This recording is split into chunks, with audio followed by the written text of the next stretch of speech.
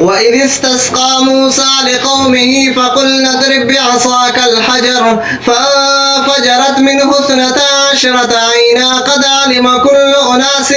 مشربهم كلوا واشربوا من رزق الله ولا تعثوا في الأرض مفسدين وإذ قلتم يا موسى لن نصبر على طعام واحد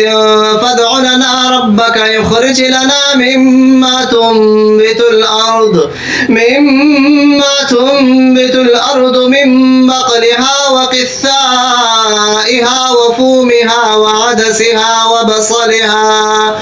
قال أتستبدلون الذي هو أدنى بالذي هو خير اهبطوا مصرا فإن لكم ما سألتم وضربت عليهم الذلة والمسكنة وباءوا بغضب من الله ذلك بأنهم كانوا يكفرون بآيات الله ويقتلون النبيين بغير الحق